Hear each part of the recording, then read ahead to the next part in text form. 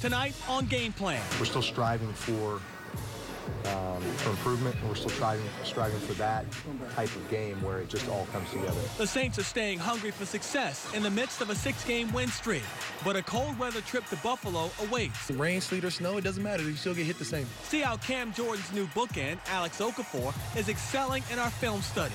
Plus, how have the Saints rejuvenated their roster so rapidly? We'll explore that topic in our roundtable discussion, and Chris Hagan will hand out mid-season awards. It's all on Game Plan, starting right now. From Fox 8 Sports, this is Game Plan. Sponsored by your Southern Quality Ford dealer, built Ford tough. And the 2017 Nissan Titan, with America's best bumper-to-bumper limited truck warranty, Nissan Titan. Take on any job. 6 wins in a row. Now they're on to Buffalo. I think it's safe to say the Saints have found their mojo. Welcome to Game Plan with Juan Kincaid. I'm Sean Fazan. Found their mojo and about to test its limits in the chilly Northeast, but we've come to realize that this team is a bit different because during their current 6-game win streak, Sean, they've been able to handle everything thrown their way. Well, there's confidence. You know, we've won in a lot of different ways, and I think we also. The formula has been validated a number of different times for us. We know what wins football games. We know what has won us football games. And we understand if we continue to do that, we're going to win a lot of games. On the flip side, I'd also say that there's still a ton of room for improvement. And I really don't think we've scratched the surface yet on either side of the ball as to how good we can be, and also collectively as a team, just how good we can be. So we're still striving for improvement, and we're still striving for that type of game where it just all comes together. As for the Bills, like the Saints, they're a team that's doing better than anyone thought they would. And they play in a place the Saints don't visit very often. It has the makings of an intriguing matchup come Sunday. When discussing November games in the city of Buffalo, the first thing that comes to mind usually isn't the team, but rather the elements. Early forecast for Sunday calls for temperatures in the high 30s or low 40s, with wind and rain a possibility. I'm from Arizona. I got drafted here. I've had 2 cold games, maybe 2, and they're both playoff games. It was Seattle and Philly. I mean, we're clearly going to weather storm and play as best to our abilities that we are able to. Offensively, Tyrod Taylor is the signal caller. Taylor is an athletic quarterback, capable of beating teams with his arm and his legs. LaShawn McCoy is explosive out of the backfield. He's 7th in the NFL in rushing yards and also leads the team in receptions. Well, he's very elusive. You know, you don't see a lot of hard contact hits on him. And I think he's someone that, you know, can quickly get to top speed. You know, his acceleration, his burst, he's got very good instincts. And I think with him, there's that dimension of flexibility where in the passing game he can hurt you, in the running game, you know, he can hurt you. But he's had a fantastic career, and you put on the film and you know, you see the same player we saw, you know, way back in Philadelphia the last time we played him. On defense, the Bills surrender yards. They don't surrender points. They rank 22nd in yards allowed, but tie for 8th by only giving up 18 points a game. Part of the reason why is takeaways. They're 2nd in the NFL in that department. Micah Hyde leads the team with 5 interceptions, while former LSU Tiger Tre'Davious White is a contender for Defensive Rookie of the Year with an interception and 2 fumble recoveries. He's got good instincts. You know, he's had a good start to his season. The defense they're doing a very good job. You know, he'll play press. You know, very quickly he's acclimated himself to this league and fit in with Sean's scheme. I've got a ton of respect for Sean McDermott. I think he did a tremendous job in Carolina, and he's doing a tremendous job there in Buffalo. That's a defense that is very aggressive, makes a ton of plays. They're undefeated at home. You know, you watch the way they play at home, especially in that environment and crowd noise, and you know, they're playing with a ton of confidence right now. The last time the Saints played in Buffalo was 2009. They won that game 27-7 in a game where Drew Brees did not throw a touchdown pass. I haven't been to Buffalo, and the Saints haven't been there very often, but they've played well when they played there, winning 3 of their 4 games. But still, Buffalo is not a familiar place for the Saints to play. Just 4 games on the Bills' home field. But Buffalo's now got a player that's on their roster that the Saints are very familiar with. Wide receiver Kelvin Benjamin is now a Bill, but he was once a Carolina Panther, and a very effective one when he went against the Saints twice a season. Benjamin gives the Bills' offense a much-needed weapon and has size, and he figures to be a real handful for the Saints on Sunday.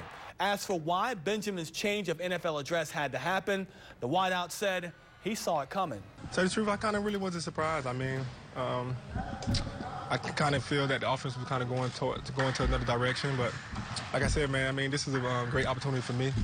I'm excited, you know what I'm saying, come to a new city, man, new team. You know, when I got here, man, they had open arms, and I'm loving it. I'm excited. I mean, I thought about it, and I mean, at first, when it first hit me, you know, you kind of like, because it's all you know. You know, I got drafted there, but, you know, after a couple days and after being here, man, the open arms, and just feel so welcome. It's second nature, man. It feel like home to me already. It's so ironic that Benjamin's first game as a Buffalo Bill is against the Saints. You can bet, Sean, he'll be up for that debut.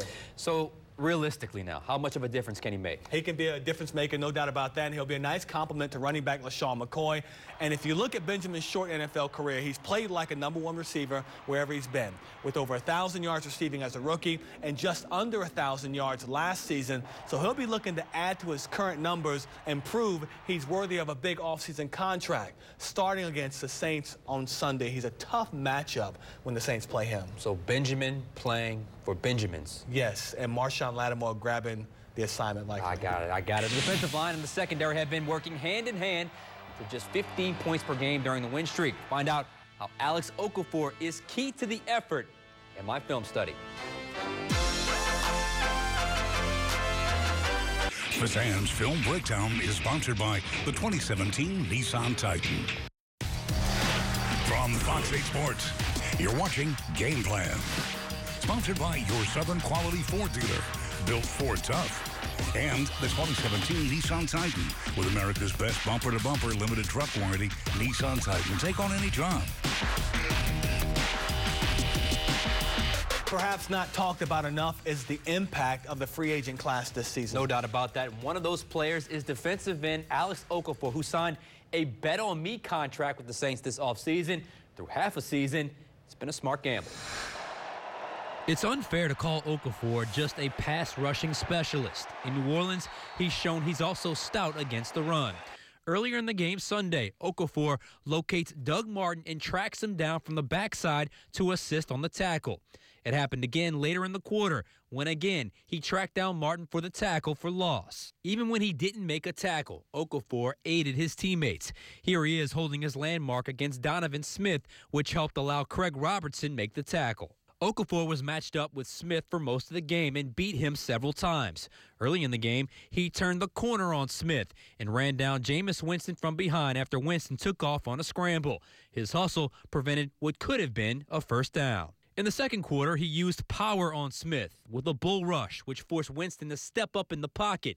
Cam Jordan was there to make the sack. And finally, he used a speed-to-power move on Smith where he started fast, got Smith to open up his stance, and when he did, Okafor shoved him aside to cut inside to sack Winston.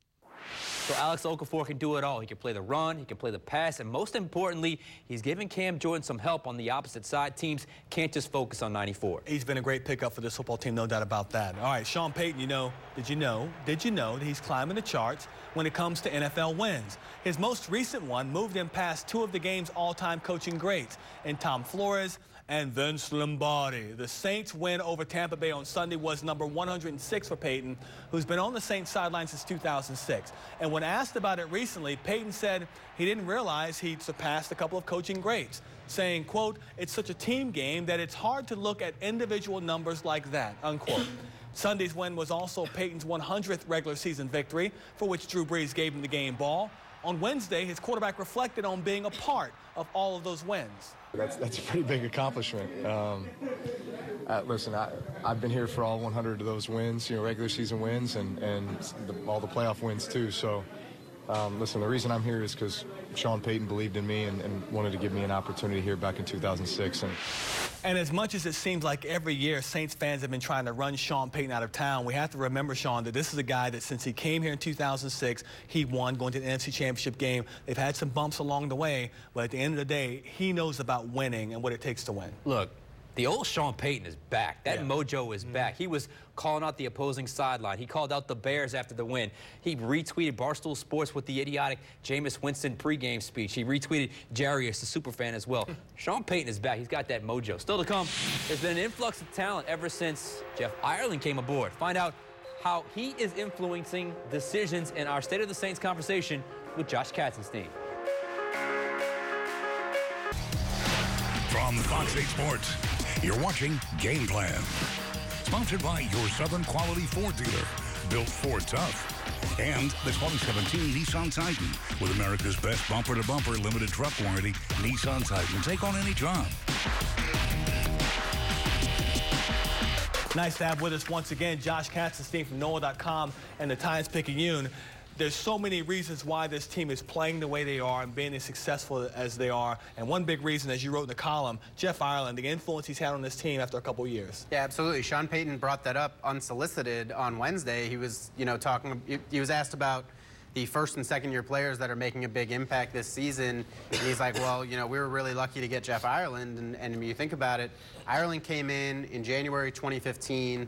And really, at that time, you don't really have a chance to get, all your guys in place and get all your protocols, in order before that draft. So really, I think we can only judge Ireland on these past two drafts. And really, you look, last year's draft was solid. Obviously, Michael Thomas was, the belle of the ball that year. But, this year, you've got, 4 starters to open the season, plus Alvin Kamara, plus Trey Hendrickson. Their top 6 picks have all been impact players, for the most part. And you have to give Ireland a lot of credit. You have to give the scouts that are working beneath him a lot of credit. And I think, ultimately, if the Saints keep winning, I think we'll see that at the end of the year, he's going to be held in really high regard. Yeah. Shh, don't say anything, because Jeff Ireland has been one of the unsung heroes of this team right now because of the draft pick. But the more notoriety the Saints rookies get, the hotter he becomes as a possible potential GM candidate around the league. So I'm sure the Saints love having him, but if he keeps having draft after draft like this, he could be a big-time GM candidate around the NFL, which obviously, every team that's looking for one would like a guy like him. So I know he had the tenure with Miami, didn't work out for him, but a lot of times the second time around, you can do well. So Jeff Ireland has certainly been doing a great job, but if he does too good a job, he could be real attractive to other teams. It's the kind of problem that the Saints would like to have, because not too long ago, all the other teams were snatching up Saints assistant coaches left and right. All right, so we're moving on to the next game. The Buffalo Bills, they're playing pretty well this year. Could this be a trap game? We've been talking about trap games for the last 3 weeks. That this is the one, but is this Buffalo one, you think it? I don't know what constitutes a trap game. To me, a trap game is when you play a team that you're clearly better than, and you kind of overlook them. The Saints should not overlook Buffalo. Buffalo's got a lot going for them. A lot going for them. It's a hard place to play. Their defense takes the ball away. It's a place you're unfamiliar with. The last time you played there was 2009. So I think this is a very tough game. I'm not sure if it's a trap game more than it's just a tough game. The Saints should not overlook Buffalo in any way, shape, or form. I'm not sure they're better than them 1 through 53. They're going to have to outplay them to beat them. Yeah, absolutely. I don't think trap game is the right term.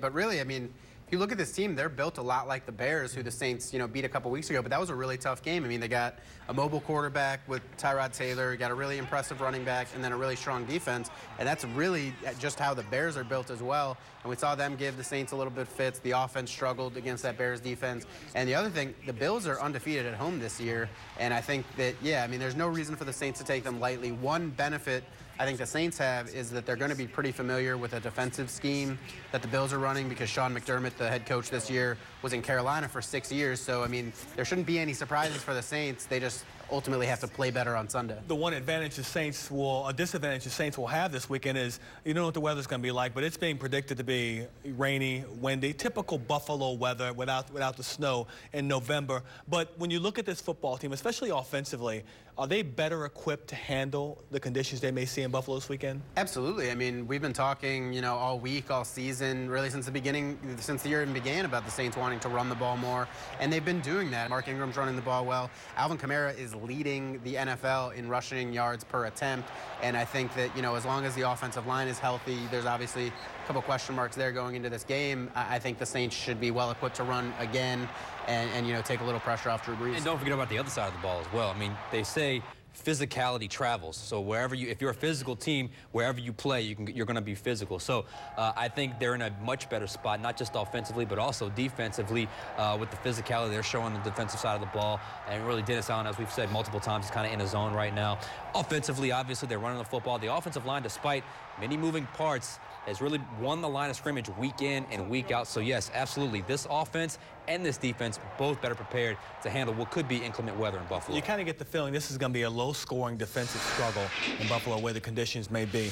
We have a question from Mike in Bridge City. This is on the Final Play app using the Final Word feature. He asked the question, why don't the Saints use Tommy Lee Lewis on punt returns and use him more at receiver? It seems when he gets his hands on the ball, he's exciting, and most of the time, he gets positive yards. We've seen a little bit less and less of his role as the season It would shock me at all, though, if it's on the table for him to be a punt returner this week or a kickoff returner this week, because clearly Sean Payton was not happy, having trouble fair catching the punt. Ted Ginn Jr., obviously Willie Snead. Willie Snead, that's what he's back there for. He's back there to be the safe guy to catch the ball. Willie Snead's a whole other story. But offensively, it all depends on the personnel package that they're running, the defense they're going against. So, look, I like Tommy Lee Lewis as a returner. As a wide receiver, he's clearly your fourth option. Yeah. I would say fifth option. Fifth, yeah, I mean, maybe even sixth. I mean, we haven't seen much of Austin Carr, but I mean, I don't know for sure that Tommy Lee Lewis is a guy you want to be, you know, going to on a consistent basis. Obviously, he had more opportunities before Willie Snead came back. But, you know, once Snead's back, I don't think Tommy Lee Lewis played a single snap on offense last week against the Bucks. So, yeah, you might get your wish there at home, you know, with seeing Tommy Lee on punt returns. But as a receiver, I think, you know, there needs to be some injuries just because we haven't seen it from him consistently in the season. Training camp, he's been amazing, lights out. But I think, you know, they need him to have an opportunity, you know, if someone gets hurt, and then he needs to impress with that opportunity before anything else happens. All right, no doubt about that. We'll leave it there with Josh Katzenstein from NOLA.com and the Times-Picayune. As always, thank you for being with us. Thank you. All right, coming up, it's the halfway point, so Chris Hagan is handing out mid-season awards, from a vital rookie that's being widely underrated to the distinction that Kenny Vaccaro deserves as he heads into free agency at the end of the year. See how it all plays out next. Keys to the Game is sponsored by your Southern Quality Ford dealer. From Fox 8 Sports, you're watching Game Plan. Sponsored by your Southern Quality Ford dealer, built Ford tough. And the 2017 Nissan Titan, with America's best bumper-to-bumper limited truck warranty, Nissan Titan. Take on any job. Keys to the game in all season, the Bills have gone as their turnover margin has gone. In 5 wins this year, Buffalo has amassed 14 takeaways to just 2 giveaways. The flip side is that in those losses, they've turned the ball over 6 times and only taken it away once. As for the Saints, the 2 losses to the Vikings and Patriots were clear for both sides. Since then, the Black and Gold have a positive ratio, but only by 3, due in large part to losing the turnover battle 2-1 each of the last 3 weeks. But obviously, still winning those games, finding a way. The halfway point of the season is what it is. Teams are positioning themselves for a second-half run. No doubt about that, and that includes the Saints, who have relied on a number of players to get them in the playoff conversation. Chris Hagan has certainly taken notice, and he's here to pass out some mid-season awards. 8 games into the season, the Saints' results certainly exceed most expectations, and that's due to some big efforts from key players. Some we expected to have big seasons. Others, no way you saw them being this impactful. We start on offense, where the true midseason MVP is Drew Brees. From his leadership to the ability to mask problems, it's the obvious pick. But outside of number 9, Mark Ingram is who I'm going with. I know he wasn't featured much in their last win against Tampa, and he had the 2 fumbles late against the Bears, but he's been a rock for the offense, averaging 4.4 yards per carry, and his 31 receptions are 3rd on the team. He's currently on pace for a second straight 1,000-yard season, and a big reason they've been able to successfully move the ball in a hot and cold offense. In the rookie department on that side of the ball, we have a tough one. Alvin Kamara has been outstanding to say the least. He's at 6 yards per carry, and his 6 touchdowns lead running backs and receivers. But where would this team be right now without right tackle Ryan Ramczyk? It's a name we haven't talked about much, and that's a good thing when you're talking about offensive linemen. With both starting tackles, Teron Armstead and Zach Strief, missing significant time, he stepped in to fill both pairs of shoes and didn't miss a beat. We see around the league the problems that a lack of O-line depth gives a lot of teams, even contenders. Thanks to Ramczyk so far, the Saints haven't felt those injuries up front too badly. Defense is where it's impossible to pick just 1, 2, or even 3 players that truly stand above the rest. Kenny Vaccaro, Marshawn Lattimore, and Cam Jordan are all having remarkable seasons right alongside guys like Ken Crawley and A.J. Klein. However, the separating factor being leadership, I'll go with Vaccaro as defensive midseason MVP. Not to take away from anyone else, but Vaccaro's made a noticeable effort dating all the way back to OTAs to step up vocally and get the defense playing like it was during his rookie season of 2013. When you add in his versatility as a pass rusher, ability to cover in the slot, and the ball hawking that's helped seal a few games, he's been irreplaceable. Picking the defensive rookie, however, is easy with Lattimore. If the season ended today, he'd be a Pro Bowl selection with a good shot at Defensive Rookie of the Year. Brandon Cooks, Jarvis Landry, and Mike Evans, some of the best receivers in the game, have all fallen victim to his lockdown coverage. Having a corner with the ability to take away such impactful offensive weapons goes a long way, especially in those close games. Finally, the Most Improved Midseason award goes to Ken Crawley. From year 1 to year 2, he's not only become better physically, but mentally, learning what he can get away with and what he can't. The holding and pass interference calls may come on occasion, but Crawley is part of the reason why opposing offenses are crawling down the field, as he gives every receiver he faces very little room to breathe. Reporting for Game Plan, I'm Chris Hagan.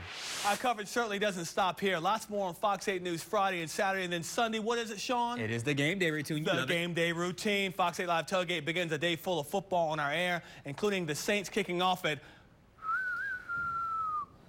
It's not a very good whistle. High noon, though. Clint Eastwood would not be proud. Our reports begin on Fox 8 News at 9, leading up to the final play at 10:30. I thought the whistle was outstanding. Be sure to tune in for an extended edition of Fox 8 Football Friday at 10:18 as Chris Hagan and I bring you a comprehensive recap of Week 1 of the playoffs. Until then, thank you for watching Game Plan. Thanks to everyone here at Fox 8 for their contributions. Our next newscast is bright and early, 4:30 in the morning. Good night, everyone. Buenas noches. From Fox 8 Sports, this has been Game Plan, sponsored by your Southern Quality Ford dealer, built Ford tough, and the 2017 Nissan Titan with America's best bumper-to-bumper limited truck warranty. Nissan Titan, take on any job.